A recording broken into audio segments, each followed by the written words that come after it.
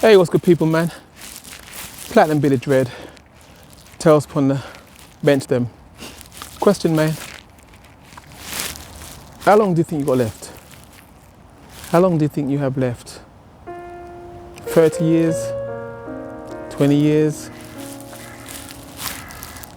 10 years? 5 years? 5 minutes? I literally just come out of the supermarket just now, and there was this security guard that works there talking to one of the younger people that works there, and he's all proud and very happy. And he said to the young man, he said, you know how long I've been working here? 42 years.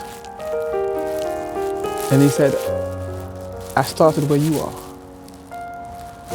And in my mind, my heart sunk, man. I thought, 43 years. That's 4 decades and some change, man. 43 years. Now this ain't to bash or to make fun of anyone that works in security or any other job for that matter, because you know they're earning an honest wage, and we gotta look after our families, right? But it was just the idea that 43 years. Look how much you can do in that time. I mean, even 10 years. And it just got me thinking that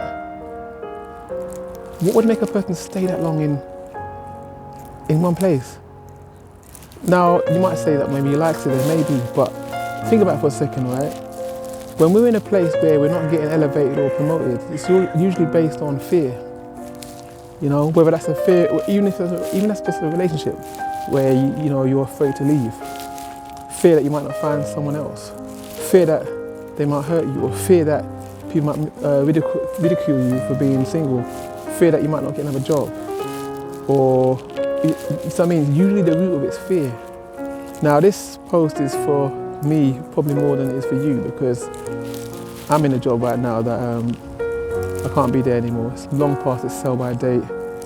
It's uninspiring, and I'm not really being appreciated for what I do. And it's time for me to move, man. Move on. And of course, man, there's a big fear. You know, you see in movies, or you've had this experience yourself, where a child is standing on the side of a sofa or chair, or on a chair, and says, "Daddy, daddy, daddy, catch me," and puts out its little arms, his little arms, and daddy stands there, all proud of his child, with strong arms, ready to catch the child, and the child just leaps into the air, knowing that daddy's gonna catch him or her. Well, that's the same scenario that we face. We have to trust, and I'm talking about myself just as much as anyone else. We have to trust that when we take that step, that bold step, that leap of faith, that the Supreme One, the Most High God, or whatever name you want to use, God, Jah, Yahweh.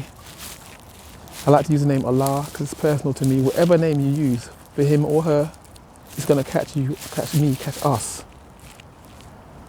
That's the same faith we have to have, that child has in their daddy. That the universal daddy, if you like, is going to catch us. And sometimes we're never going to know what's on the other side until we take that leap. What's that saying I like? Honor favors the brave, and it's so true. Which is why there's so much room up at the top where people are successful, because most people at the bottom looking up, either afraid or angry or jealous.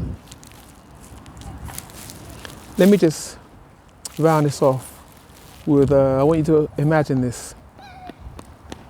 You're told to enter a room. You have no idea what's in there, but anyway, you go into the room, open it up, and in the room it's quite kind of dim, quite dark. And in the center of the room, there's a table and a chair on either side. So you think, man, what's this all about, man? But anyway, you go and sit down, assuming that one of them seats are for you, and there's this empty seat in front of you. And then, as you're waiting, you get a bit anxious. About a minute later, a guy enters the room, tall, with a long black coat and a black hat that kind of dips so you can't really see his face. Can't see no expression, nothing. And he pulls up the chair and opposite you, sits down. Silence. And then he pulls out this egg timer. You know the egg timers, those things that got sand on each side, like a hourglass kind of shape. And he pulls out one of those, and he's just about to turn it over, and says to you, looks you in the eye and says, and you can still can't even see his face, but anyway, he looks at you and says, when I turn this egg timer over, your life will begin. And all you have to do is make it from one destination along one path, one straight, simple path. And at the end of that path is everything that you determine to be successful. All the things that you love, all the things that you aspire to be, to do at the end of the path. But on either side of that path, there's going to be all manner of temptations. Drugs, men, women, parties, glamour, ego, fear, everything. And their job is to distract you, take you away from where you're trying to go. There's a dog there. There's a dog there, man. Where? And then he just cuts short and just turns the egg timer over. And as the sand starts to spill from one side to the other, he says, and as soon as the sand reaches one end, your life is finished. And he says that if you get distracted and come off the path, then you have to go all the way back to the beginning. And meanwhile, the sand will be continuing to fall from one side to the other, with less and less and less and less minutes, as it were, symbolically speaking, left. So he gets up, brushes himself down, and sees the anxiety and the fear in your eyes, and he looks at you, smiles and says, but don't worry, because none of those distractions on either side of the path can take you off the path. They can't touch you.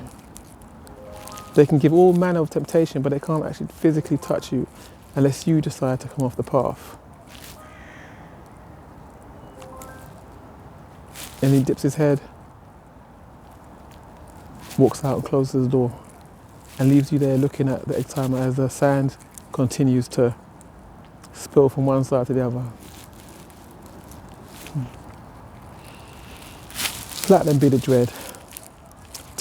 Tales upon the bench them. Let me know your thoughts, man. Drop a comment on time and how you think you might be using it, wisely or not. And don't forget, hit the like button, subscribe or something. That way we can do this again. Share, man.